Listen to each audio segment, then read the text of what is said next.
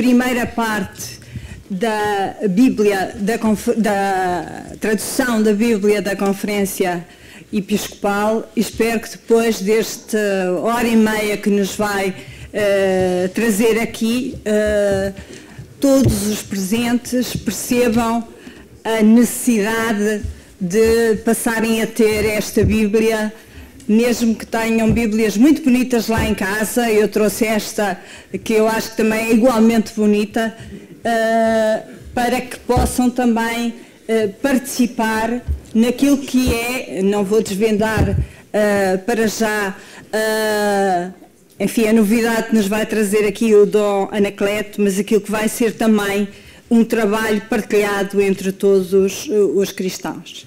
Eu tenho aqui assim na mesa o grande gosto de apresentar em conjunto o Sr. Dom Manuel Clemente, Patriarca de Lisboa e Magno Chanceler desta Universidade, o Presidente da Comissão Coordenadora, o Sr. Dom Anacleto Oliveira, Biblista e Bispo de Viana de Castelo, e os dois moderadores das subcomissões científicas correspondentes ao Antigo Testamento, aqui assim o professor José Augusto Ramos, catedrático da Faculdade de Letras da Universidade de Lisboa, e do Novo Testamento, ali assim mais à minha direita, o professor Mário de Sousa, presidente da Associação Bíblica Portuguesa e professor de Novo Testamento do Instituto Superior de Teologia de Évora. Não estão na mesa, mas estão naturalmente aqui representados os 34 biblistas da nossa Associação Bíblica Portuguesa que colaboraram neste trabalho, bem como todos aqueles que foram chamados a colaborar nas diversas áreas da sua especialidade e que é impossível nomear neste momento. Por encargo do Sr. Dom Anacleto, cabe-me também a mim agradecer a hospitalidade da Universidade Católica, a minha velha casa, a minha sempre casa, aqui presente com a sua reitora, a professora Isabel Capeloa Gil, e a presença de todos os seus professores, e agradecer também, nomeando e agradecendo especialmente algumas das presenças aqui. Dom Rino Passigato, núncio apostólico, e todos os outros senhores bispos presentes. Também o doutor Vera Jardim, presidente da Comissão de Liberdade Religiosa. E se me faltar aqui algum nome, a culpa é minha, porque a lista é praticamente interminável entre aqueles que estiveram e confirmaram a sua presença e aqueles que não, tendo confirmado a presença, provavelmente estarão na sala. Cito ainda assim e agradeço a presença de Peter Obenkock, pastor da Igreja Evangélica Alemã de Lisboa, António Calaim, presidente da Aliança Evangélica Portuguesa, Timóteo Cavaco, presidente da Assembleia da Sociedade Bíblica de Portugal, a professora doutora Maria Cristina Pimentel, do Departamento de Estudos Clássicos da Universidade de Lisboa, que fez a revisão literária de toda a parte referente ao Novo Testamento, e os demais colaboradores da tradução e revisão, também os superiores das várias congregações religiosas e dos vários movimentos aqui presentes, ainda os participantes de um programa da Antena 1, portanto a minha concorrência, mas que vou citar com grande abertura, porque fazem de facto um trabalho espetacular em termos daquilo que é o diálogo interreligioso e o ecumenismo: Pedro Gil, o Kalail Jamal, Isaac Assor, Henrique Mota, que é o moderador, Carlos Quevedo e o Dr. Miguel Jerónimo, que, não fazendo parte deste grupo, é diretor executivo da Sociedade Bíblica.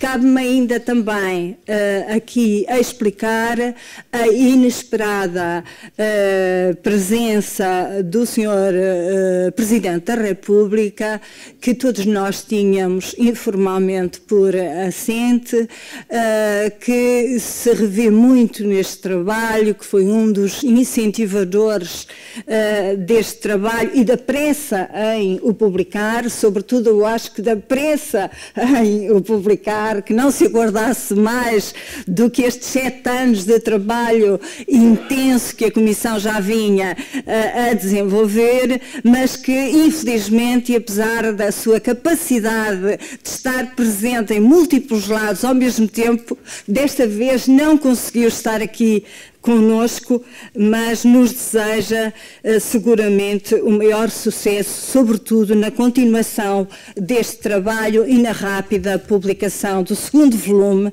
Eu explico já que não vai haver muito mais volumes do que 2, este que tem os 4 Evangelhos e os Salmos e depois todo o resto da Bíblia traduzida.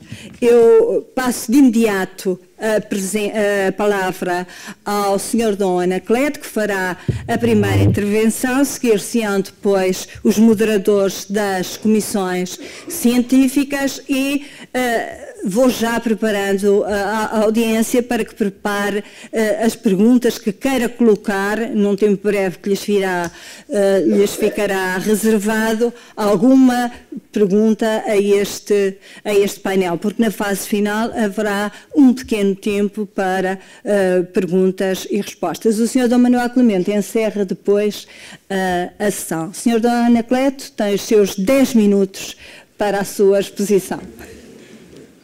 É caso para dizer gosto. Obrigado à doutora Graça Franca, foi a única a quem ninguém agradeceu. Também ela não se podia agradecer a si própria, mas eu agradeço a disponibilidade e a familiaridade com que ela já começou a conduzir esta sessão. Obrigado, doutora. Ora bem, uma vez só tenho 10 minutos, tenho que os gerir bem. A minha intervenção vai ser em 3 pontos.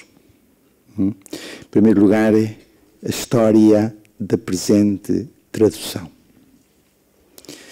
É uma história longa já. E eu vou citar o texto que deu origem a esta tradução. E depois vou dizer, digo já de onde é que ele é tirado. Da Constituição Dogmática Dei Verbum sobre a Divina Revelação, do 2º Concílio do Vaticano, que foi... Constituição essa que foi aprovada pelo Santo Padre São Paulo VI em 1965. E então diz, no número 22, eu não vou citar todo o número, só os pontos principais. É necessário que os fiéis tenham amplo e fácil acesso à Sagrada Escritura. Uma vez que a palavra de Deus deve estar sempre ao alcance de todos os fiéis, a Igreja procura, com maternal solicitude, que se façam nas várias línguas traduções exatas e adaptadas, partindo sobretudo dos textos originais dos livros sagrados.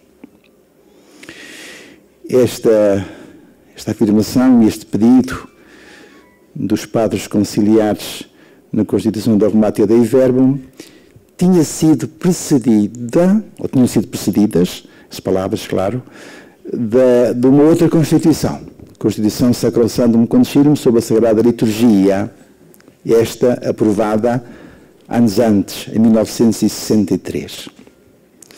Então, no que se refere naturalmente às traduções para a liturgia, escreve o seguinte: dado que frequentemente o uso da língua vulgar pode ser de grande utilidade para o povo, quer na missa, quer na administração dos sacramentos, quer em todas as partes da liturgia, poderá dar-se um lugar mais amplo à língua vulgar, especialmente nas leituras e admonições, em algumas orações e cantos.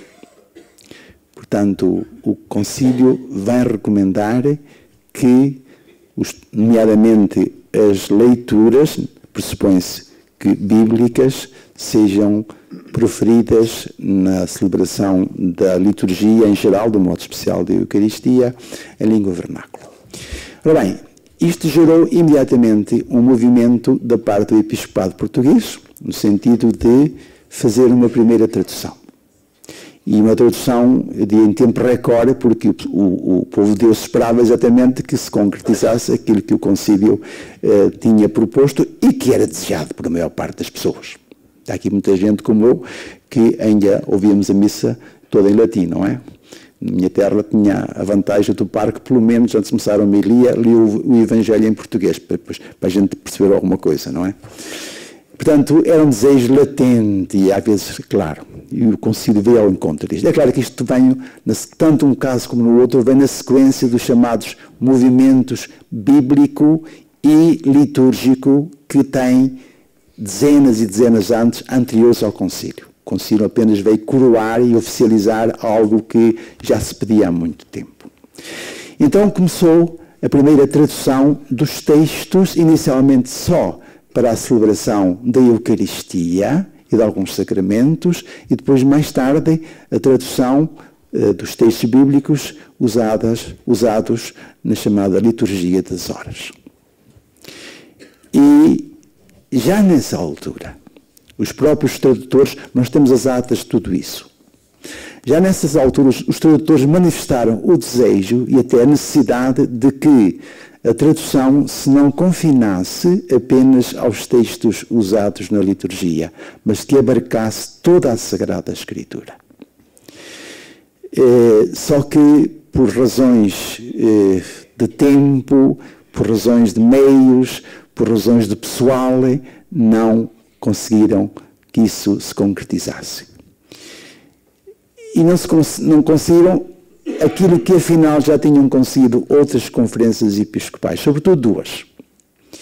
A Conferência Episcopal Alemã, que iniciou a tradução oficial para alemão ainda antes do concílio começar, sei que em 1960, só que só foi publicada à volta do ano 1980, mas foram 20 anos de tradução, chamada Einheitsübersetzung, que já tem uma segunda edição revista, publicada em 2016. A Conferência Episcopal Italiana também fez a sua tradução, Sacra Bíblia. Também tem uma segunda edição, neste caso um bocadinho mais antiga que a alemã, que levou em 2007 ou 2008. Portanto, já revista. E é muito interessante a gente saber isto, porque as próprias traduções, sendo oficiais, têm necessidade de ser revistas.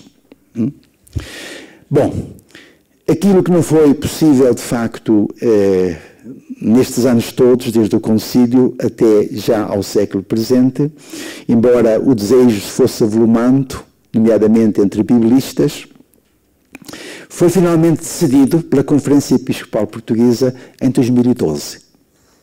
Por pressão também, claro, por pressão do exterior, mas por pressão de alguns bispos que eram biblistas, e são.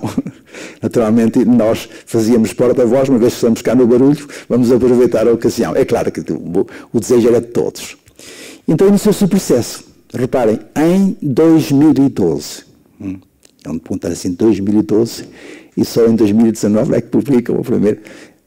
Isto depois, naturalmente, tem a ver muito com o processo que nós seguimos para fazer uma tradução. Entretanto, convém dizer que houve da parte da Congregação para o culto divino, para o culto divino de Ensino dos Sacramentos, houve a publicação, no princípio dos anos 90, de um texto sobre a tradução dos textos litúrgicos do latim para as línguas vernáculas. Textos litúrgicos. Naturalmente, dentro dessas normas e orientações, tinha uns capítulos especiais para a Sagrada Escritura, os textos bíblicos. Porque as regras não são idênticas. Eu tento explicar, enquanto o texto bíblico se impõe sobre nós, os textos litúrgicos são fruto da produção, entre aspas, da Igreja. E, portanto, nós temos de ser muito mais fiéis àquilo que o texto bíblico, embora as normas genéricas sejam as mesmas, que resumiam-se a duas coisas: fidelidade ao sentido literal e compreensibilidade da tradução na linguagem 2, que é a dificuldade maior.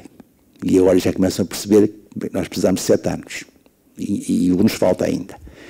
porque fazer a transposição de um texto que dista cerca de 2 séculos ou mais do presente, que é de outra cultura, 2 milénios, que é de outra cultura, que não a nossa, que é dominada pela cultura grega, enquanto os textos bíblicos, embora com muita influência grega, mas mesmo os textos do Novo Testamento, que são escritos em grego, têm muita influência hebraica.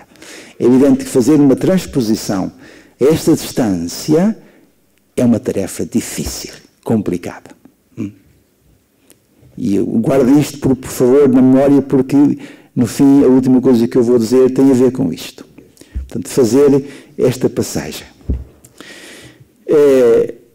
Entretanto, estas normas que vieram, que referi, que vieram desse documento da Congregação para o Culto Divino e a Disciplina dos Sacramentos, foram completadas, sobretudo no que toca à aprovação desses textos, pelo motu próprio do atual Papa, do Papa Francisco, já de 2017. Naturalmente, nós já estava em andamento a própria tradução, mas isso ajudou-nos, de certo modo, a rever algumas coisas. Deu-nos uma certa liberdade no que toca vamos dizer assim, no que toca à fidelidade à linguagem de hoje. Pronto. Isto é, assim, em poucas palavras, a história desta tradução. Quer dizer que ela já tem mais de 50 anos.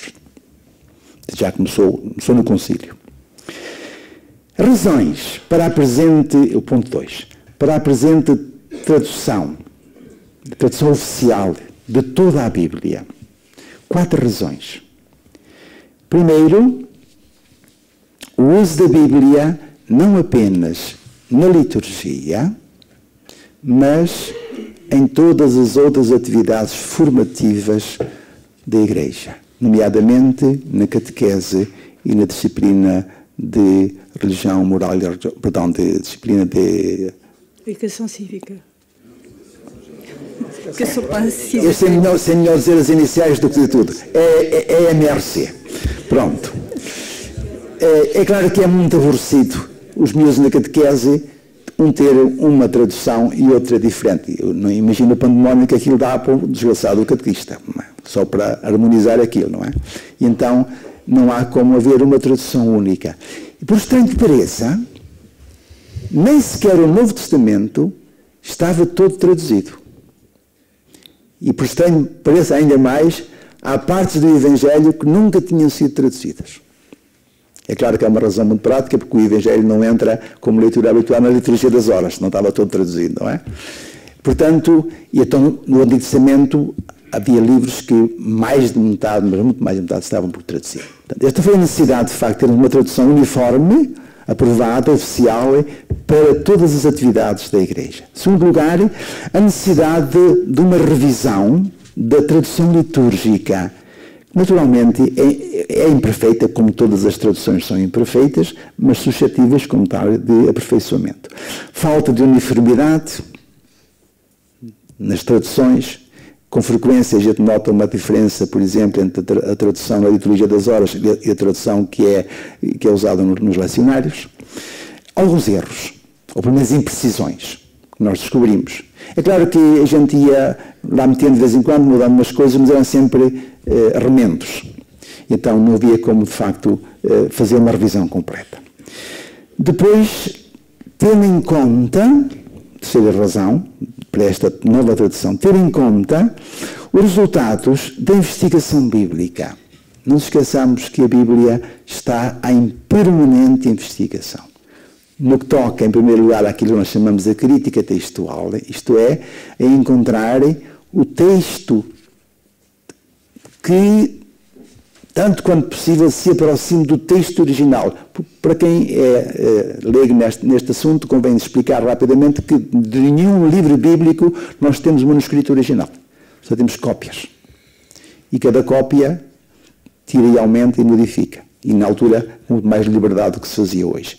De maneira que é um trabalho permanente. Só para saberem do Novo Testamento, eu diria, a versão do Novo Testamento que é mais seguida, porque é bem fundamentada, há um instituto na Universidade de Münster que só se dedica a isto, já vai na 28ª edição.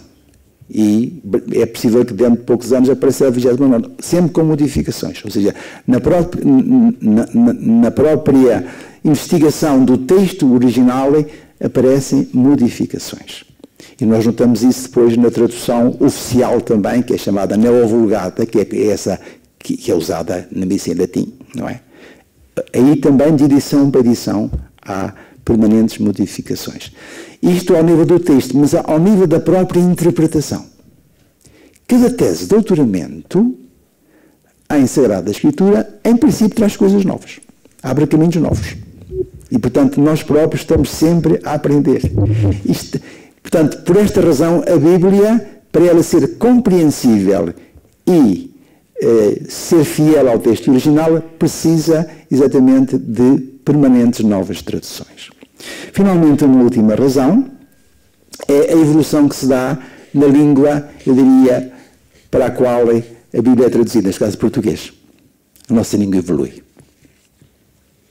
O exemplo mais clássico, que é o modo como se trata Deus. Há 60 anos, tratar Deus por tu era uma ofensa.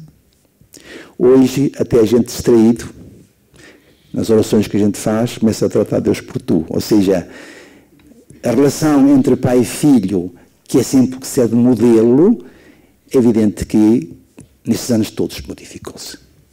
E, portanto, nós sentimos necessidade. Isso é apenas um exemplo. Há muitos outros, não é? Também sei que é discutível, como todas estas coisas são discutíveis. De qualquer maneira, a língua evolui. Isso é um ponto assente. A língua evolui e, portanto, uma tradução, basta a gente comparar uma tradução da Bíblia há 100 anos e hoje para verem, de facto, a diferença enorme que há. E, portanto, temos também adaptar-nos a isto. Finalmente, não lhe ia pôr o relógio, ainda bem, o processo seguido nesta tradução, e que está a ser seguido lá, a doutora Graça Franco deu a entender que os 34 biblistas estão a trabalhar, todos trabalharam neste livro, não.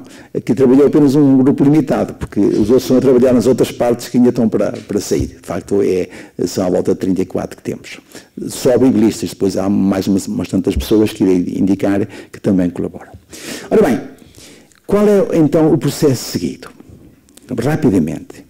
Primeiro foi encontrar o biblista apto a poder traduzir um determinado livro bíblico. Houve uma consulta a todos os biblistas da Associação Bíblica Portuguesa, que é corresponsável nesta tradução, convém dizer isso, é corresponsável nesta tradução, e a Associação Bíblica Portuguesa está aprovada e apoiada pela Conferência Episcopal. Portanto, é um órgão, vamos dizer assim, da Conferência Episcopal.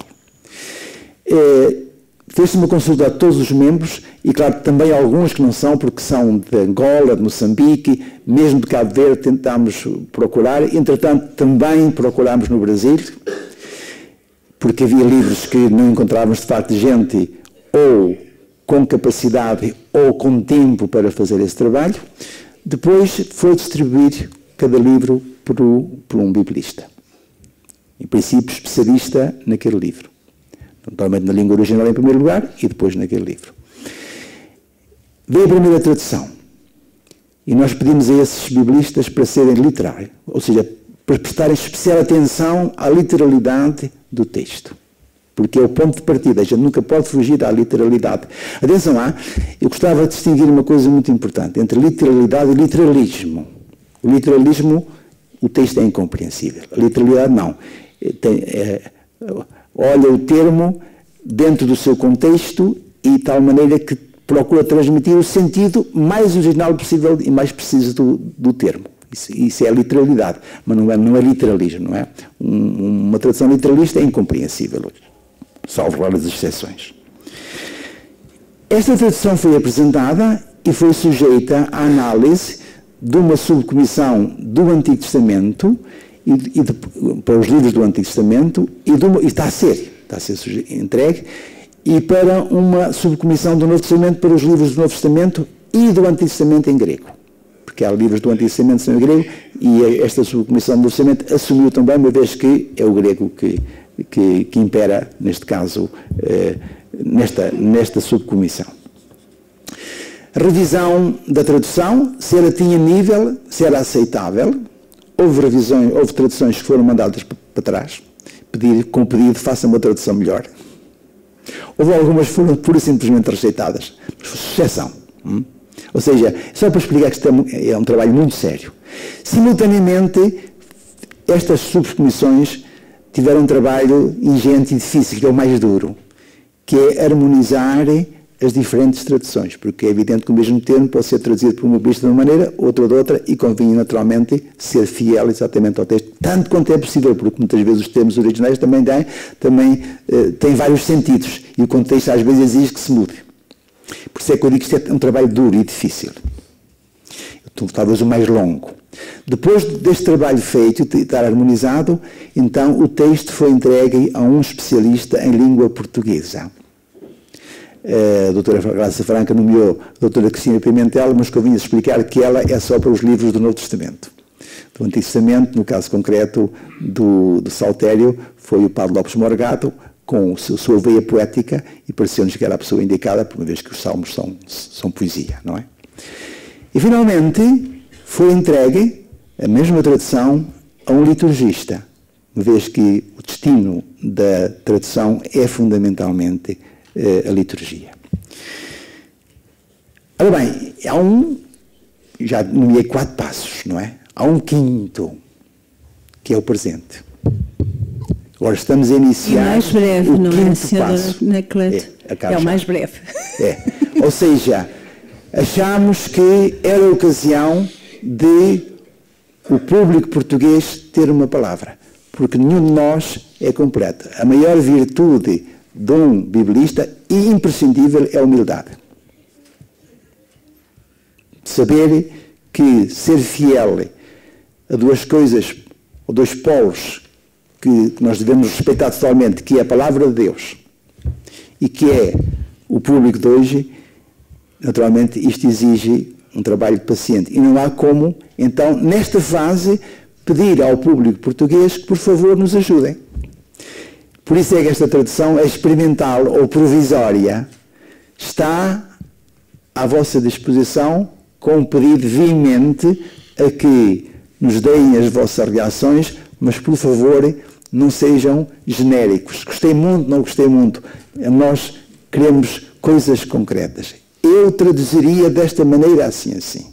É evidente que eu posso não saber o texto original, mas sei que em português soaria melhor assim. Teria mais musicalidade, mais compreensibilidade. Portanto, é a última fase que estamos, para de facto depois o texto passe a ser definitivo. Obrigado. Muito obrigada, Sr. Dom Anacleto. E passava desde já a palavra ao Dr. José Augusto Ramos. Temos pensado ser o Padre Mário. Tudo bem, então, sou eu. O ponto que eu tomei como... Provavelmente não tenho som. Tem que ser muito em frente. Aproximar um bocadinho. É só isso. Está bem, obrigado.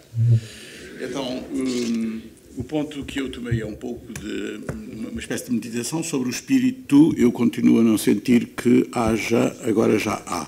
Pronto, já ouço. Portanto, dizia-vos eu que, claro que assumo as saudações iniciais com todo o entusiasmo e não dedico mais tempo a isso. Estava a dizer que o ponto que eu tomei para a minha reflexão de agora foi um pouco o espírito com que eu pessoalmente me movimentei ao longo desta experiência de tradução de Bíblia, que para mim já é a 3ª, ou pelo menos, vou, de certa maneira, reforçar alguns dos pontos que a introdução do Dom Anacleto já tocou. Vou tentar ir lendo o meu texto porque provavelmente é mais rápido. A proposta de tradução que se oferece tem por objetivo servir um âmbito generalizado de leitura criativa, do qual possa ainda resultar um texto final capaz de representar os leitores da forma mais alargada possível. Foi o que o Dom Anacleto disse como palavra final. A imensa assembleia de leitura que se nos propõe é a de todos os possíveis leitores de âmbito da lusofonia, com particular pertinência para as lusofonias europeia e africanas, porque do Brasil, apesar de termos colaborações importantes na tradução, do ponto de vista da prestação da própria tradução para a liturgia, por exemplo, em princípio está servida por outras alternativas oficiais específicas da situação brasileira, como conhecem. Procuramos manter como foco um horizonte alargado de leitura, enquadrado nos parâmetros de rigor científico e na pertinência das articulações com todas as margens da vida cultural. Isto é, pensamos produzir uma tradução bíblica para a ciência e válida para a cultura em todas as suas dimensões. Mas assumimos, como também já foi dito, de início o objetivo de poder configurar um texto capaz de se integrar legitimamente na leitura de cariz oficial, tanto na liturgia como no ensino, porque esses objetivos coincidem muito especificamente com o estatuto e representatividade histórica da Bíblia. Isto é, a literatura bíblica posiciona-se no estatuto do partilhado, do coletivo, do comunitário, e por isso a intencionalidade da leitura comunitária condiz bem com aquilo que está na sua origem. Longe de ser isto uma limitação, essa intencionalidade situa o texto bíblico no figurino que mais claramente lhe corresponde ao longo da história, tanto nos dinamismos que lhe deram origem, como nos processos de transmissão e na definição dos consensos de interpretação.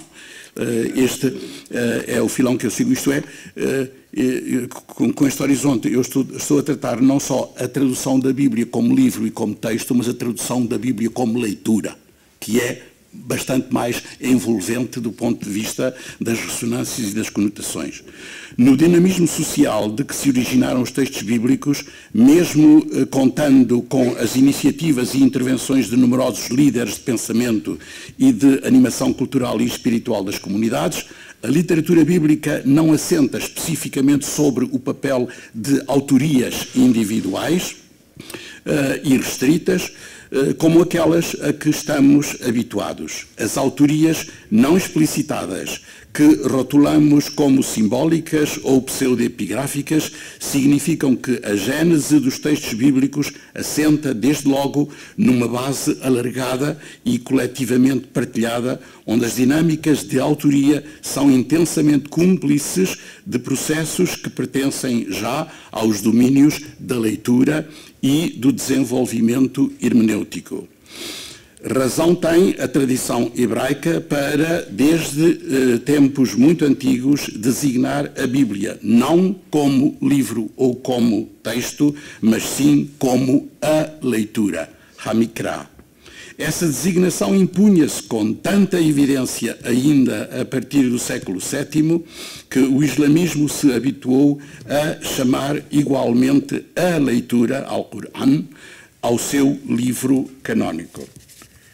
Por isso, decidimos investir e esperar tanto dos contributos que os leitores desta edição experimental nos vão trazer.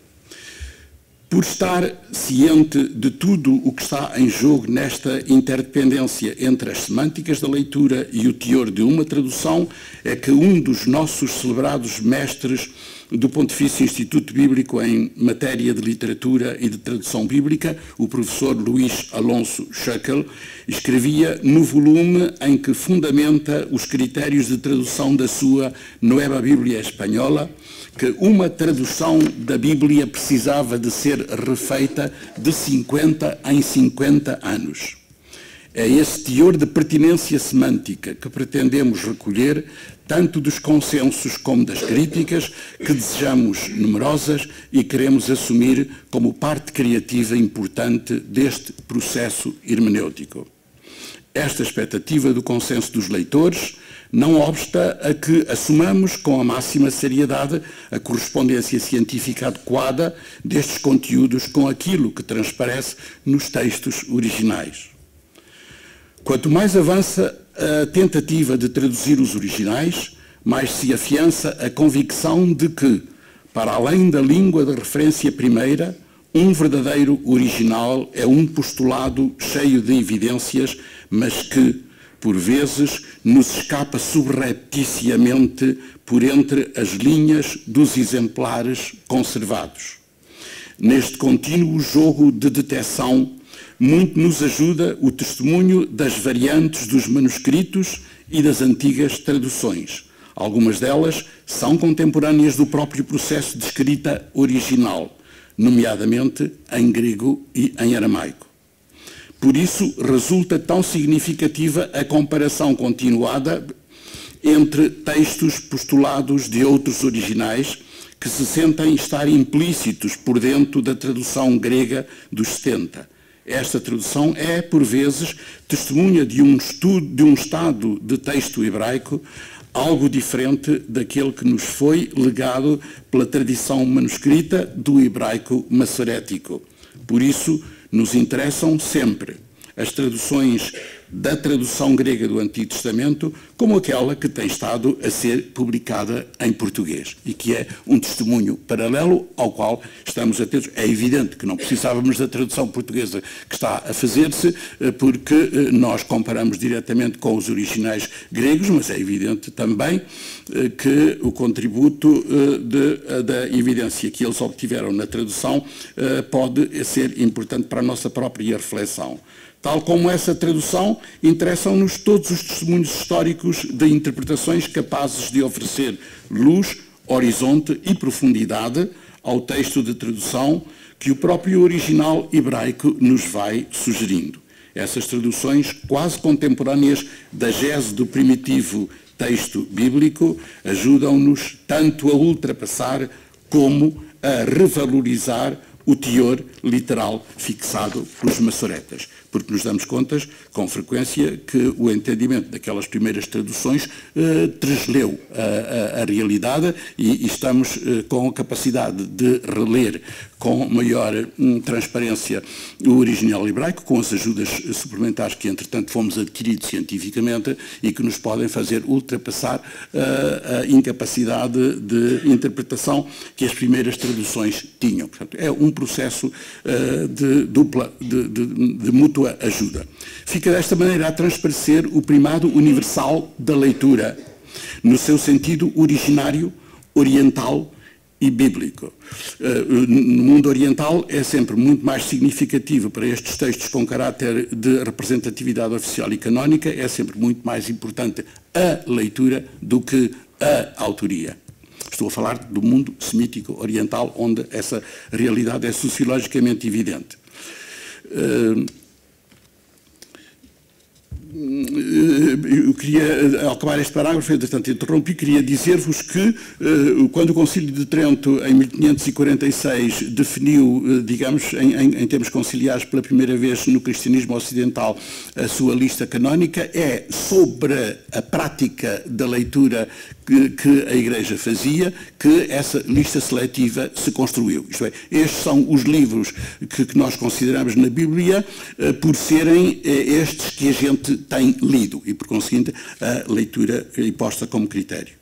A própria categoria de inspiração, estou a saltar para uns aspectos mais de profundidade que envolvem a questão bíblica e onde a leitura é iluminadora.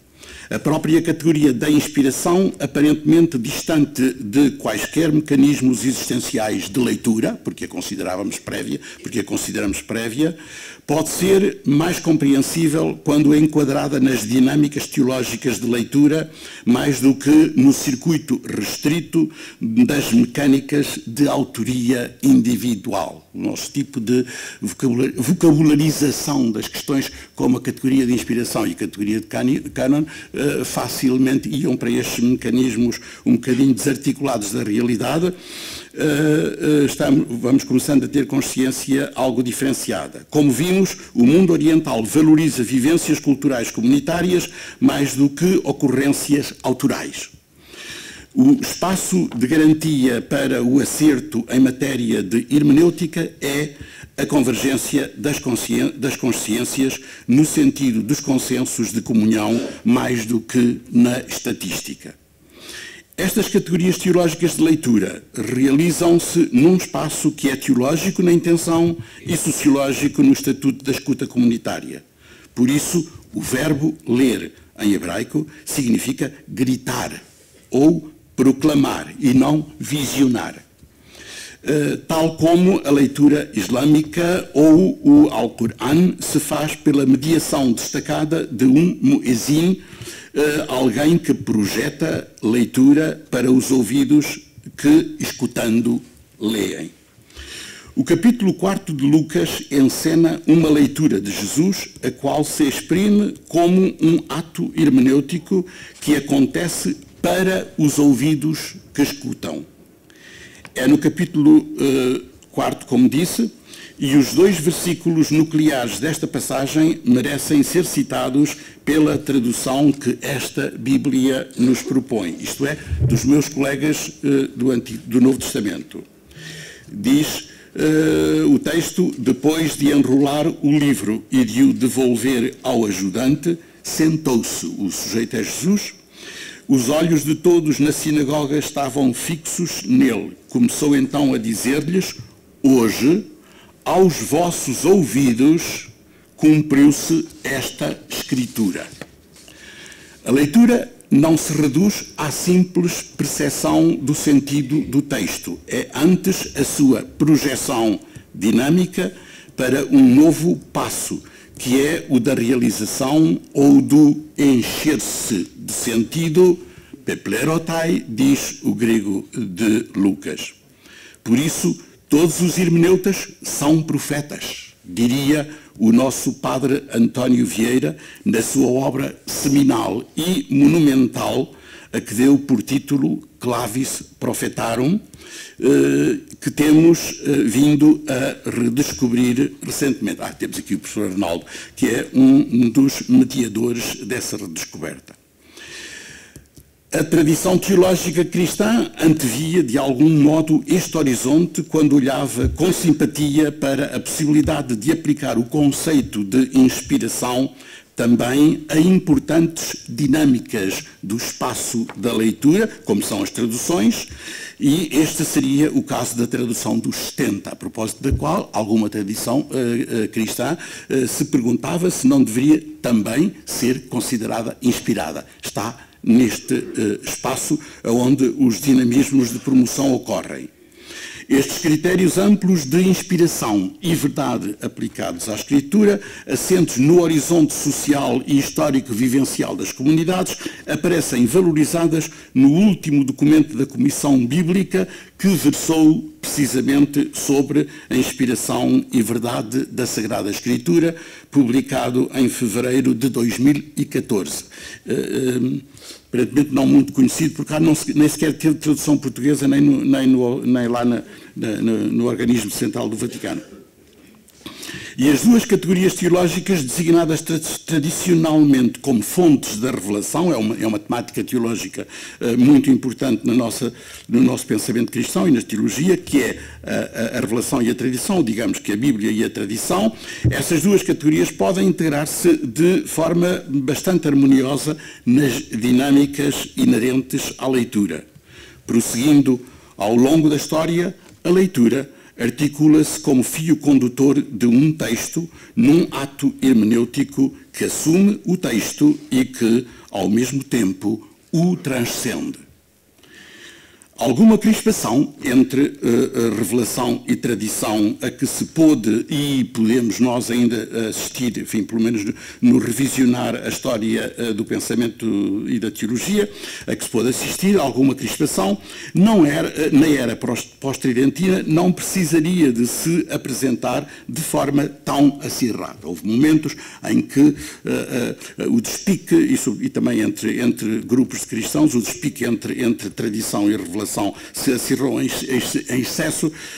O conceito de leitura oferece amplidão epistemológica e espiritual bastante para diluir dramatismos implicados naquela dicotomia.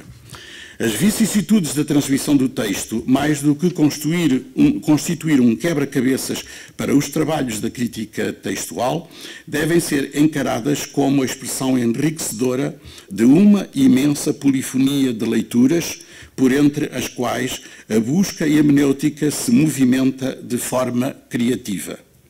Pois a atenção saudável e eficaz prestada ao texto original não pode ser apenas uma relação rígida com um texto fossilizado. Por isso, a tradução do texto bíblico precisa de manter viva a consciência histórica das imensas conotações que foram envolvendo o original por via das leituras. Esta variedade faz com que a Bíblia, espelhada em todas as suas tradições, possa abarcar tantas leituras textuais e imagéticas cujo registro não caberia em nenhum projeto editorial. Pode valer também para isto a última frase da conclusão do Evangelho de João, na tradução dos meus colegas do Novo Testamento. Há, porém, ainda muitas outras coisas que Jesus fez, que se fossem escritas uma por uma, considero que nem o próprio mundo poderia conter os livros que se escreveriam. Muita dessa variedade de leituras, esperamos nós, entretanto, poder reencontrá-la na pertinência das observações com as quais, na vossa qualidade transcendente de leitores, podeis contribuir.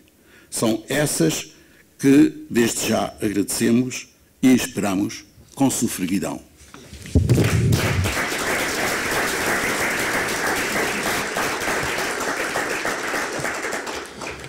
Professor José Augusto, muito obrigada. Nós também ouvimos com sofreguidão e, portanto, não vale a pena pensar em 10 minutos. Olha, é o tempo que for preciso.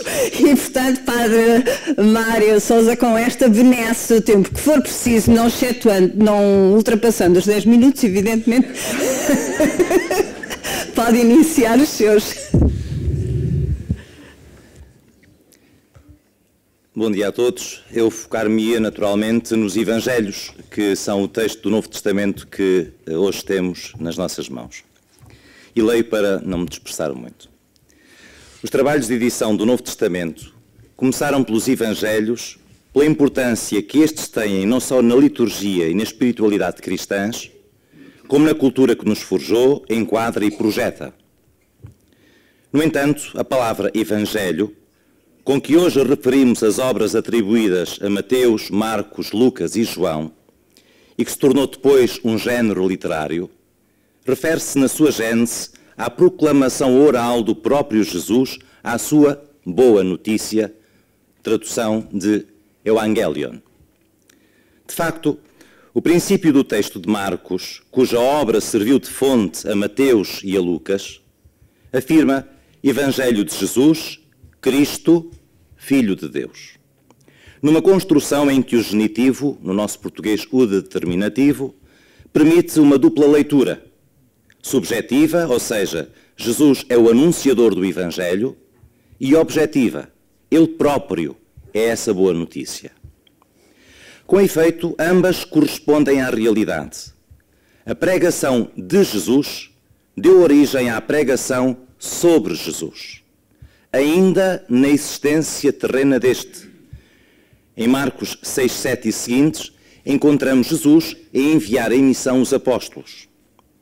Mas, sobretudo, depois da Páscoa, quando à luz da ressurreição, a comunidade tem não só uma nova moldura para entender e interpretar as palavras e gestos do seu Senhor, como razões acrescidas para as conservar e transmitir. No entanto, este anúncio da boa notícia deparou-se com diversos fatores socio-religiosos que exigiam a adaptação e a atualização da tradição recebida de Jesus. A tradução do aramaico, língua falada por Jesus e pelos discípulos, para o grego, língua franca do Mediterrâneo, a enculturação no ambiente das grandes cidades do Império de uma mensagem surgida na moldura rural da Palestina, a vida das próprias comunidades cristãs que releem a palavra de Jesus, atualizando-a de forma a iluminar as situações vividas, quer a nível interno, a catequese, o culto, a estruturação da comunidade, as relações entre os seus membros, etc., quer externo, a pregação missionária, as controvérsias com o ambiente judaico e também com o ambiente cristão, o ambiente pagão, etc.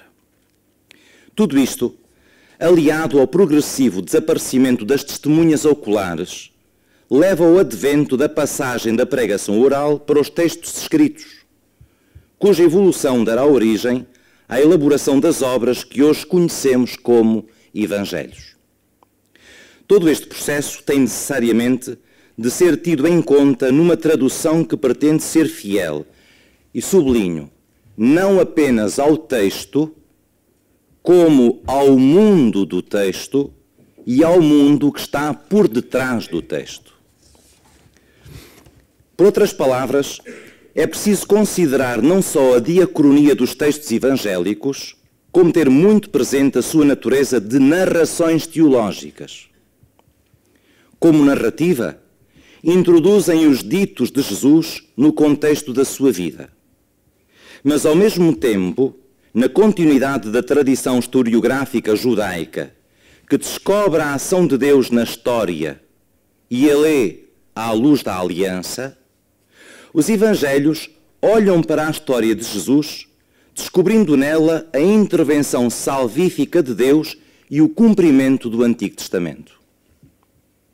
O texto dos Evangelhos é, pois, consequência da fé das comunidades e destina-se a alimentar a fé, como Lucas o afirma no início da sua obra e João na sua primeira conclusão, que o professor José Ramos recordou. Perder este horizonte de que os Evangelhos brotam da fé e se destinam a alimentar a fé é amputar uma das fundamentais características da sua natureza.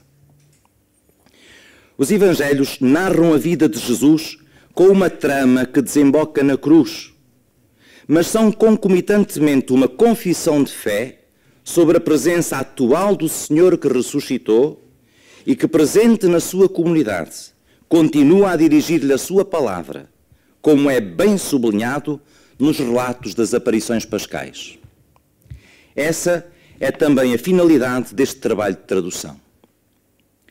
Neste sentido, procurou-se cumprir sempre a orientação dada pela Comissão Coordenadora de encontrar uma tradução que, embora num português escorreito, fosse o mais fiel possível ao texto grego.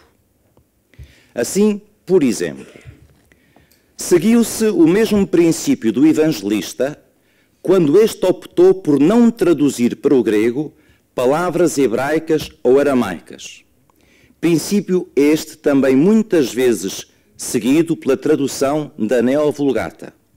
É o caso do famoso Amen, Amen, eu vos digo. Estamos habituados, em verdade vos digo. Mas, de facto, o evangelista, sobretudo São João, não traduziu para o grego esta palavra hebraica, manteve-a. Assim também a Nova Vulgata, assim também o texto que tendes nas mãos. Procurou-se respeitar ao máximo o sistema verbal grego, particularmente com a sua noção de aspecto, tal como a estrutura das frases. Foram mantidas as repetições que em português podem parecer supérfluas. Por exemplo, respondendo Jesus disse-lhes, e não apenas Jesus disse-lhes ou Jesus respondeu-lhes. Procurou-se, quanto possível, limitar a tradução de cada lexema a uma só opção no português, para que quem não saiba grego possa perceber que nas suas diversas ocorrências se trata da mesma palavra também no original. Da mesma forma, tentou-se manter a diversidade lexical quando ela está presente no grego. Por outro lado, a diacronia do texto obriga a ter sempre presente não só aquilo que é particular e específico da língua grega, mas também a consciência de que a pregação de Jesus não foi em grego, mas em aramaico. E que, embora as palavras sejam gregas, o seu conteúdo é semita e o enquadramento mais veterotestamentário do que helénico. Assim, por exemplo, hamartia, de hamartano, literalmente falhar o alvo, enganar-se, falhar, poderia ter diversas traduções, erro, falha, engano, culpa. Mas no seu contexto judaico, tem o sentido da tradução consagrada pelo latim peccatum, pecado, de peccare, enganar-se, dar um passo em falso. De facto, hamartia traduz nos 70, onde é sinónimo de hamartema, uma série de palavras hebraicas, que agora vou escusar-me de estar aqui a dizer, mas são muitíssimas, talvez mais de 10. Todas elas significam sempre uma transgressão contra Deus. Metanoia, que tem várias traduções e interpretações possíveis, variando entre arrependimento e penitência, seguindo um dos princípios, ou um dos sentidos já presentes no grego clássico, metá, para além de, depois, e noeo, pensar, ou seja, a palavra composta, pensar demasiado tarde, arrepender-se, mas também tem o sentido de conversão, do latim conversio, conversio mentis, fazendo apelo a um virar-se para Cristo.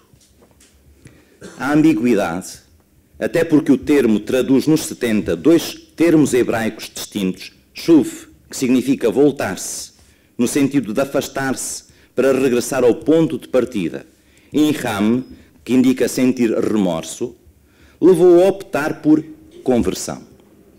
Por indicar não apenas o arrependimento, tradução que estamos mais habituados, mas também a sua consequência existencial, a mudança da maneira de pensar e, consequentemente, da maneira de viver, da forma de agir.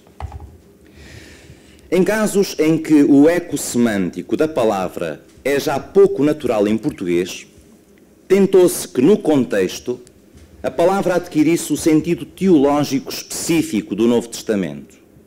Exemplo, scandalon, pedra de tropeço, armadilha, escândalo. Terá já pouco ressonância no português corrente, em que escândalo está mais conotado com expressões tais como fazer um escândalo, provocar um escândalo, e por isso o verbo scandalizo é traduzido por ser motivo de escândalo e não por escandalizar, alertando assim para o significado específico de escândalo no Novo Testamento, ou seja, aquilo que pode levar ao erro, ao pecado, uma armadilha em que se pode cair. A isto acrescenta-se o trabalho em que a subcomissão levou mais tempo, o de harmonizar as traduções dos textos sinóticos, que, tendo sido realizadas por pessoas diferentes, apresentavam necessariamente traduções díspares.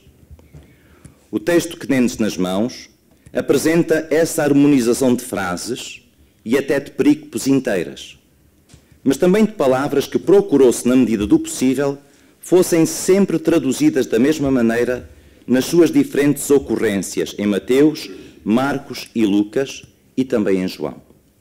O que pode levar a que no contexto de cada uma possam nem sempre soar da maneira a que o uso continuado de outras traduções nos habituou.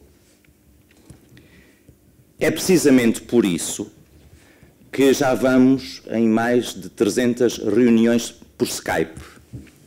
Eu sou padre no Algarve, em Portimão, o professor Pedro é professor aqui na Católica, aqui em Lisboa, e o professor José Carlos é professor no Porto, onde vive também.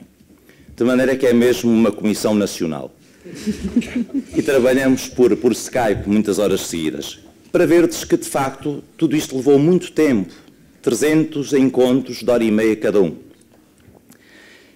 E é precisamente por isso, por toda esta dificuldade, que também já foi aqui sublinhada pelos outros intervenientes, que o texto não termina na tradução.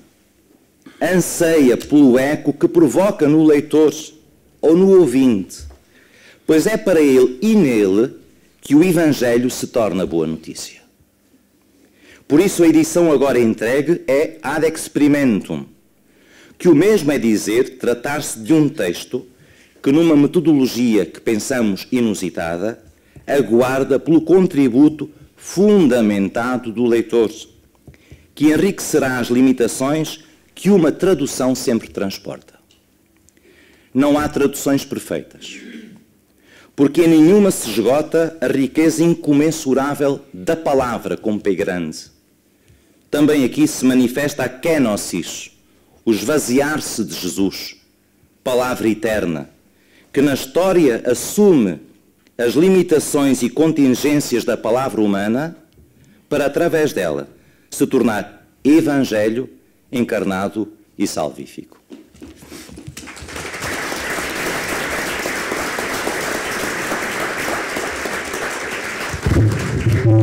Muito obrigada, professor Mário Sousa, e passo imediato a palavra ao senhor Patriarca Dom Manuel Clemente. Antes do Dom Manuel? Sim. Ah, eu não tinha percebido. Primeiro erro da moderadora, grave. Então, vamos passar à Assembleia. Primeiras questões.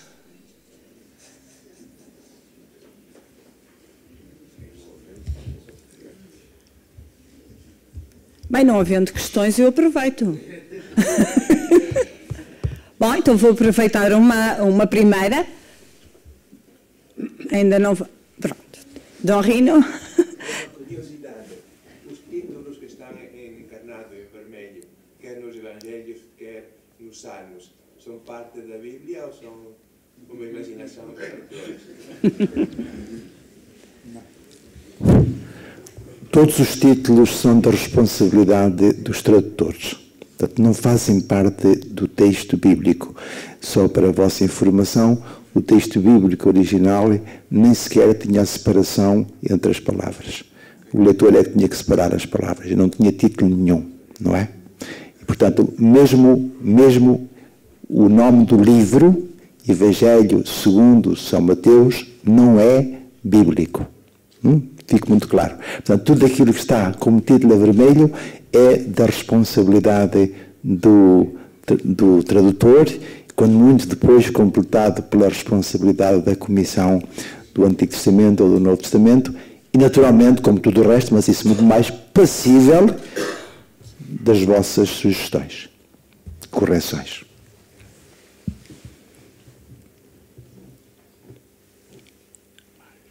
Então, também uma curiosidade. E a curiosidade tem a ver com a palavra ímpio, que parece ter desaparecido da tradução, ou seja, ter sido substituída por malfeitor. Quem responde? Esta parte ocorre mais frequentemente nos Salmos, e aí sou eu, o criminoso. Um malfeitor. Porque a palavra rasha, que é a palavra hebraica que está por debaixo da tradução a que nos estávamos habituando, ímpio, é uma palavra que significa justamente criminoso, é bruta. E tem muito a ver com práticas, digamos, de crime, de maldade. Enfim, nós não pusemos lá criminoso, mas pusemos malfeitor, que era assim uma coisa um bocado menos bruta. De qualquer maneira, situava-se nesse domínio dos maus procedimentos. A nossa sensação, enfim, aqui sobretudo minha, no sentido que fui o tradutor primeiro e, enfim, e depois acompanhei a revisão até ao fim, a nossa sensação era de que a palavra ímpio corria riscos semânticos de se posicionar muito intensamente na margem entre pensamentos religiosos. Isto é, um ímpio, um que não tem piedade, e portanto um quase sinónimo de ateu. Não era nada esse o sentido que estava propriamente no conteúdo inicial. Portanto, ficava excessivamente posto nesse ajuste de contas do ponto de vista das diferenças de sentir o religioso, das diferenças de pensar. Essa foi a razão principal que levou a não deixar a palavra ímpio e a substituir por malfeitor, porque se situa, apesar de tudo, numa área mais prática, se quiserem, mais definida, mais direta, mais tu a tu, e menos de ajuste de contas do ponto de vista de ortodoxia. A mesma razão, já agora aproveito para vos dizer, porque eu não sei se a doutora Graça me ia perguntar dos pagãos, se não, mas eu apanho... Previsível. Para mais... Pois, a mesma razão exatamente. No Antigo Testamento, a questão pagãos para nós é evidente que conota alteridade religiosa, diferenciação religiosa, distanciamento religioso. A palavra povos, que é a que estava no texto hebraico, não tem, é evidente que inclui o ser diferente, os outros que estão do outro lado, não coincidentes com as nossas emoções, com os nossos ideais, com os nossos interesses também, mas de qualquer maneira não está... Havendo possibilidade de alguma parcela comum entre povos e pagãos, o tom, a música mudava completamente também. Por essa razão, em princípio, eu não pendi para pôr nos salmos a palavra pagãos também, quando tradicionalmente a tínhamos com frequência. Em absoluta honestidade semântica, devo-vos confessar que inclusivamente religiosa. Penso que a opção que estou a fazer aqui assim tem significado inclusivamente religioso, no sentido de perceber o teor do relacionamento que está implicado nos textos dos Salmos relativamente à cultura religiosa do outro, que não é propriamente tão radicalmente negativa. É evidente que temos coisas drásticas na expressão da relação com o outro religiosamente e, por conseguinte, não coincidindo e não aceitando. Mas também os Salmos é o sítio da literalidade do texto do Antigo Testamento, onde vocês encontram a emoção de comunhão universal mais explícita e mais forte. E eu devo-vos confessar que esse foi um dos pontos em que esta tradução que fizemos, pessoalmente, me deu mais gosto, porque me apercebi de que a coisa ia nessa direção. Isto é, o espaço de oração, apesar de ser muito intimista e muito pessoal e muitas vezes dito em termos que representam o sofrimento individual, a desilusão individual, o desgosto com o outro, há muita queixa de desgosto com o outro na literatura dos Salmos, porque isso é rico do ponto de vista experimental, do ponto de vista das vivências tidas. Mesmo assim, o espaço de oração, para mim, é no Antigo Testamento aquele onde a comunhão para a universalidade se toca mais e se explicita mais. Henrique. Obrigado. Gostava só de perguntar também sobre uma palavra, mas de perguntar porque é que Deus, na transfiguração, deixou de olhar para o seu filho com complacência e passou a olhar com comprazimento. São dois conceitos que os pais sabem, são muito diferentes relativamente aos filhos. Complacência. Com comprazimento, pelos vistos. A palavra grega não é de fácil tradução. E procurou-se, de facto, uma palavra que fosse significativa, respeitando o sentido literal do grego. É uma opção. Não há grandes explicações, às vezes, nas opções, sem ser aquela de que respeita o sentido literal e, ao mesmo tempo, pareceu-nos ser também uma palavra significativa para os ouvidos de hoje.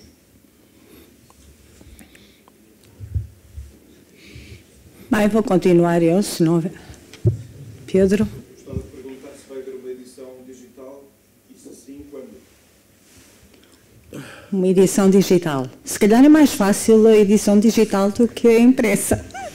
Eu, sinceramente, nunca pus essa hipótese, talvez porque eu não uso muito os meios digitais, gosto mais da coisa escrita. Mas, teoricamente, atenção, teoricamente não vejo nada que se oponha a isso e é um trabalho relativamente fácil de fazer, não é? Está aqui o jovem que fez a composição disto, é responsável, e boa, tem uma bela apresentação, toda a gente diz, ao menos aproveita essa apresentação. Claro, para quem não leu o resto ainda, não é? E é certamente que se nós lhe pedirmos isso, aliás, eventualmente, já estou a adiantar-me, eventualmente aproveitando até a página da internet do Secretariado Nacional de Liturgia, não é? Ou de Educação Cristã, eventualmente os dois, não é? Portanto, não pensamos nisso, mas como primeira reação e com todos os limites que eu tenho, ao mesmo tempo com a responsabilidade que tenho, se isso de facto for útil para para uma maior. Às vezes é mais fácil. Eu falo por mim porque eu, no texto digital, não uso raramente, eu sirvo-me dele para eu próprio fazer as emendas. Portanto, isso facilita-nos depois imenso trabalho. É muito fácil alguém querer fazer uma série de emendas, em vez de mandar uma por uma, manda o texto já emendado e nós facilitamos imenso depois o juízo sobre isso. Portanto, agradeço a pergunta e, sobretudo, que veio acordar uma necessidade que eu não tinha pensado. Obrigado. Padre José Manuel.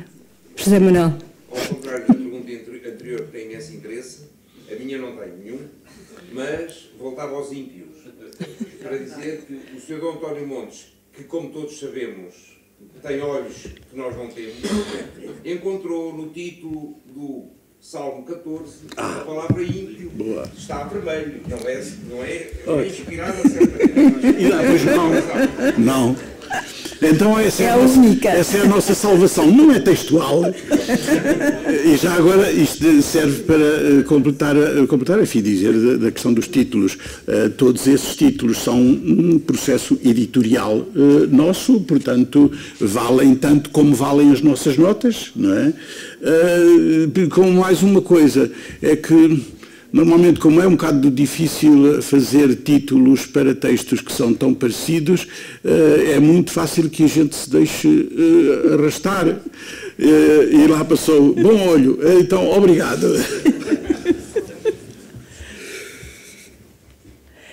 Então, ali ao fundo, se faz favor. Olá, queria agradecer a apresentação, que foi excelente. Eu sou de Belas Artes e queria perguntar se esta nova edição pode ser também uma oportunidade para dialogar com os outros saberes, não é? Porque muitas vezes olha-se para os textos bíblicos como muito antigos e esta nova tradução, em relação ao diálogo com as outras faculdades, os outros saberes, seria também uma oportunidade, do vosso ponto de vista, para estabelecer aqui novos contatos. Ainda bem que nós temos aqui um público com muitas sensibilidades e muito interessado. Mais uma questão que nós não tínhamos colocado ainda. Não se esquecendo, volto a dizer, que esta tradução não é definitiva. Esta tradução, além dos contributos que certamente íamos receber de muitos de vós, a Associação Bíblica Portuguesa já tem a tarde do dia 6 de maio, em que os membros se reúnem no seu encontro anual, reservada toda ela para discutir o que está aqui. Ou seja, a própria Comissão continua. Eu, se quiserem uma confidência, eu próprio já colecionei uma série de sugestões para corrigir. Portanto, ou seja, é um trabalho que está a fazer. Portanto, nesta parte, não sabemos, claro, a abertura a todas as componentes da ciência e da arte que contribuem para a compreensão da palavra de Deus e sua vivência é bem-vinda, não é? E, portanto, não sei se nesta edição, como disse, é experimental, se procurar fazer isso, agora, quando vier a versão definitiva, aí certamente. E certamente porque é um mundo que se abre e, sobretudo, vem comportar, dentro das minhas limitações agora no que toca aos conhecimentos de arte, mas vem completar exatamente a riqueza de um texto que abarca, no fundo, todas as áreas da vida humana e também da arte. Mas agradeço, de facto, essa sugestão. É mais uma gente de colecionar. Posso dizer qualquer coisa? Já agora, eu penso que esse tema é muito importante. Há sempre qualquer coisa de casa. Foi de eu puxar. Esse tema é muito importante. Eu toquei um pouco no meu texto e faz parte quase daquelas coisas inatingíveis, inacessíveis pela sua imensidão. E, de qualquer maneira, eu quero valorizar a pergunta e quero valorizar, sobretudo, a maneira como isso faz a ponte entre o texto bíblico e toda a literatura e todas as dimensões culturais que são conotadas com a Bíblia e com as questões da arte, enfim, a história da arte. Enfim, eu sou do Departamento de História da Faculdade de Letras. Ao meu lado há uma secção de História da Arte cujos professores falo com muita frequência e os quais me vêm consultar muito frequentemente sobre temáticas bíblicas que evidentemente recheiam a nossa arte medieval e moderna e contemporânea também, em alguns sentidos. Mas o que eu queria dizer é que essa questão é de tal maneira significativa que a École Biblique de Jerusalém, a Escola Bíblica e Arqueológica Francesa dos Dominicanos em Jerusalém, fundada há 100 e tal anos, pelo Padre Lagrange, tem neste momento um projeto de investigação quase impossível, mas de grande ambição, de grande sufraguidão, como eu estava a dizer-vos há bocadinho, que se chama BEST, isto é, La Bible en ses traditions.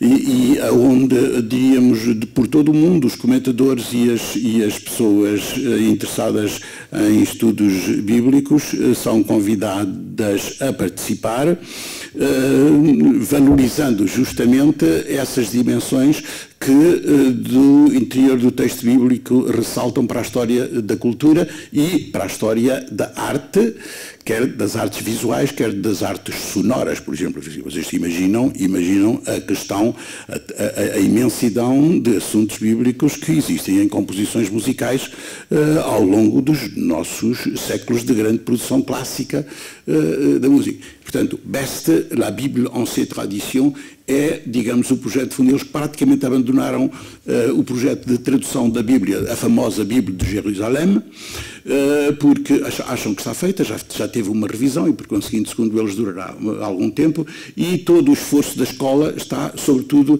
em investir para atrair colaboradores nesse domínio das repercussões com a arte, sobre o mundo da arte.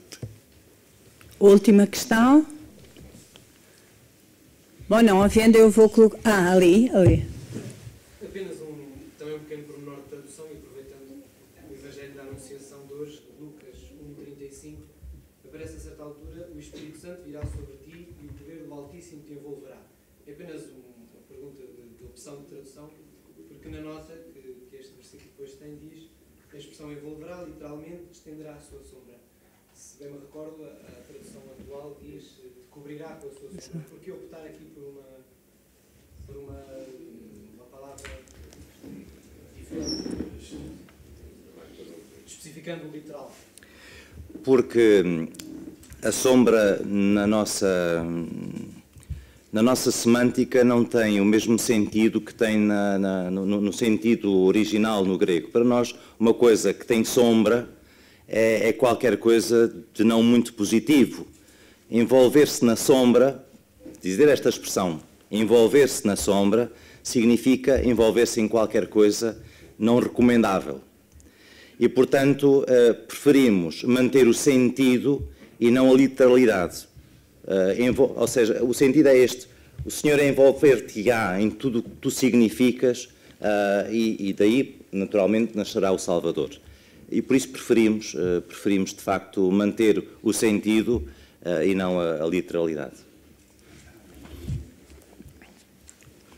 Parece-me que não há mais nenhuma pergunta. Eu vou só colocar uma que se vai colocar com certeza a todos os cristãos quando lerem esta nova tradução, que tem a ver com a alteração do Pai Nosso, e que se a tradução se tornar definitiva e tiver a chancela da Conferência Episcopal, eu já sei a pergunta, mas já sei a resposta, mas penso que era útil dizê-la: não vai alterar o Pai Nosso que rezamos no terço, nem vai ter essas extensões, certo, Dom Anacleto? Vamos continuar a rezar o Pai Nosso? Não, ora bem, é um caso típico, no fundo, que resume muito do que se diz aqui hoje, que os textos bíblicos têm uma história. E não é por acaso que do Pai Nosso nós temos duas versões inspiradas, diferentes, no Novo Testamento. Comparem a versão no Evangelho de São Lucas e a versão no Evangelho de São Mateus e veem de facto que há diferenças muito grandes.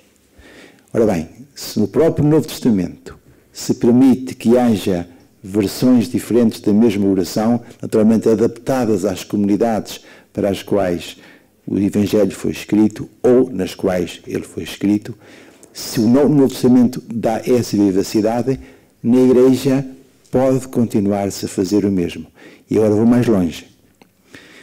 A tradução da Neo Vulgata, repito, que é a tradução oficial, usada na liturgia não é idêntica à tradução, à versão latina do Pai Nosso.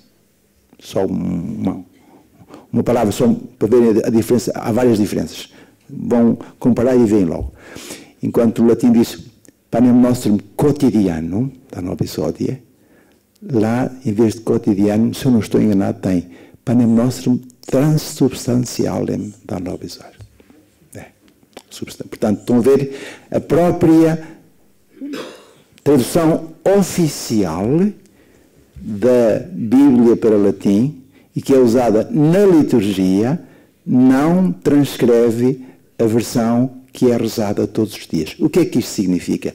Significa que a Igreja tem o poder de, a partir da Bíblia, compor a sua própria oração, sem naturalmente ser infiel. Portanto, tem como ponto de referência aquela, não é? E, portanto, aliás, há uma tradução, que é a tradução alemã, que tem isso em nota. Também não são fiéis, ou seja, uma tradução literal, é diferente daquela que é rezada todos os dias, mas em nota, ao fundo, tem isto, não impede nada, de facto, que se continue a rezar, porque é essa que é aceita, e lá ainda com mais razão, porque é comum a todos os cristãos, não apenas católicos, mas também evangélicos luteranos. É uma tradução comum, portanto, é um acordo comum. Portanto, não vai beliscar absolutamente nada. Se no futuro ouvirem, de facto, o Pai Nosso, vai ter uma desvantagem muito grande. É que quando a gente lia esse Evangelho e o povo ouvia, de repente estavam todos a rezar o Pai Nosso connosco. Agora, se começarem a fazer isso, depois baralham-se tudo, não é? Mas pronto, será uma desvantagem facilmente fácil de ultrapassar. Sr. Dom Manuel Clemente. Desculpa, como é a última pergunta, e antes do Dom Manuel Clemente, quer que seja a última palavra, não é?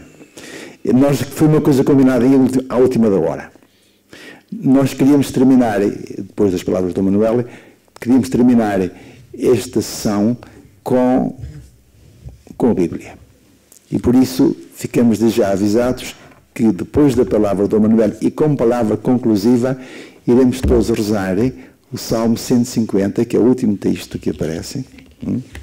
Naturalmente, desde já avisando que deixaremos o Aleluia inicial e o Aleluia final, respeitando o tempo da Quaresma em que nos encontramos. Mas terminaremos então com a palavra de Deus, louvando o Senhor, porque é um lindo louvor, até mesmo por esta sessão e por aquilo que Ele está a fazer entre nós. Uma palavra de gratidão e de reconhecimento ao Sr. Dom Anacleto e a todos os que colaboraram e que vão continuar a colaborar nesta tradução bíblica, que é algo de importante e fundamental no trabalho das igrejas em Portugal, concretamente a Igreja Católica, e com certeza sempre em comunhão com as outras confissões cristãs. E porquê é que é um trabalho fundamental? É porque tudo quanto acontece em Igreja é na sequência desta palavra. E, portanto, quanto melhor ouvida, quanto melhor transmitida e quanto melhor ouvida, tanto mais efetivada na vida do povo de Deus. Estamos realmente na base de tudo o mais que possa acontecer. Estas palavras transmitem-nos a fé dos nossos antepassados, quer judeus, quer depois cristãos, e é a partir dela que tudo mais acontece e se legitima na Igreja como concretização da palavra, como encarnação da palavra. E por isso este trabalho é tão fundamental, é tão importante, tem sido feito com tanta aplicação. Eu tenho tido a ocasião várias vezes de ouvir na Conferência Episcopal, no seu Conselho Permanente, a que o Sr. Dom Anacleto também pertence, os relatos do trabalho que se vai fazendo. Sei como ele é feito com uma aplicação muito grande, que aliás o Padre Mário Sousa há bocadinho também já referia, com aquelas horas infinitas, porque elas vão continuar mesmo de Skype. É fundamental para que tudo mais aconteça legitimamente na nossa Igreja Cristã e nas nossas igrejas cristãs, e depois com uma redundância mais exata e efetiva no mundo da cultura e da arte, como também já aqui foi referido. Quero também sublinhar duas palavras que eu vi, quer o professor José Augusto Ramos, quer o Padre Mário Sousa. O professor José Augusto falou em ressonância e o Padre Mário falou em eco, porque é exatamente disso que se trata. E quando se fala em ressonância e quando se fala em eco, fala-se na relação entre a emissão e a audição. E é precisamente isto que acontece. com esta tradução que agora nos está a ser oferecida. O maior respeito pela emissão e toda a atenção e cuidado à audição. E a audição somos nós, a nossa cultura, como dizia alguém, é aquilo que nós sabemos antes de ter aprendido qualquer coisa e aquilo que continuamos a saber quando tivermos esquecido tudo o resto. Portanto, há aqui uma base cultural que se vai enriquecendo e que se vai circunstanciando em cada tempo. O tempo é o nosso, mesmo de várias gerações, como as que estão aqui presentes, com mais ou menos tecnologia incluída, mas é o nosso tempo e, portanto, a capacidade de interpretar e de receber a emissão tem a ver com a audição. E é da audição que se trata. E como nós já reparámos, até por este pequenino ensaio das perguntas que foram surgindo, mais gerais ou mais circunstanciadas ou de pormenor, que acaba por ser um pouco maior, promete muito, e eu também insisto nessa sugestão que aqui foi feita, que não só pela leitura, mas já agora é bom que isto se difunda, mesmo baratinho que saiu na edição, é bom que chegue aos destinatários. Mas também os meios tecnológicos para que esta recepção de sugestões e que valorizem a audição como ela há de ser feita, aconteça. E por isso abre-se aqui um campo largo, quer para os livros que já nos foram apresentados, os Evangelhos e os Salmos, quer para os outros que serão em seguir, serem enriquecidos no que diz respeito à audição. No que diz respeito à emissão, ela está garantida pela seriedade e pela idoneidade dos colaboradores nesta tradução e por aquilo que já aqui foi apresentado e muito bem apresentado. Aliás, todos estes textos que foram aqui lidos, Sr. Dom Anacleto, de Sr. José Augusto Ramos e do Padre Mário Sousa, não são para se perder aqui nesta reunião. Eu peço que até através do site, possivelmente da Comissão Episcopal ou da Associação, sejam divulgados, porque são muito ricos os vossos textos. E, portanto, tudo aquilo que segue e que é assim um trabalho de igreja e um trabalho de cultura tenha a melhor continuidade. Da minha parte, só posso agradecer, reconhecer, louvar e até com estas palavras do Salmo 150 vamos concluir esta sessão. Muito obrigado.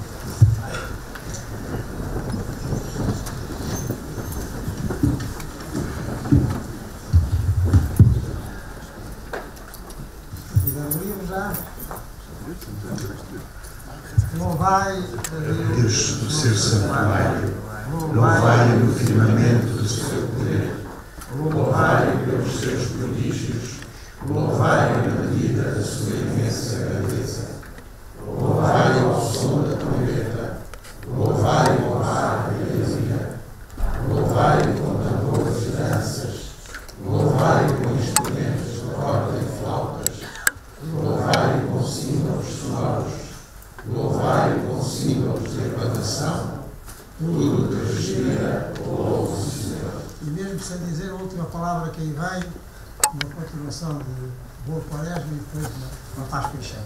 Então, abraço.